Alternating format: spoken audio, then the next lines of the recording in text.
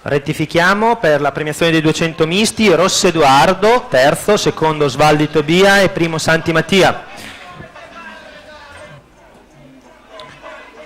Sono partite per la serie numero 3 dei 50 d'orso: Zonta Asia in corsia 2 rappresentativa Rosà, in corsia 3 Berlese Anna Antares Nuoto, in corsia 4 Casole Agnese rappresentativa Idros, in corsia 5 Pellicari Giulia Fondazione Bentegodi e in corsia 6 Pavan Michelon Gioia.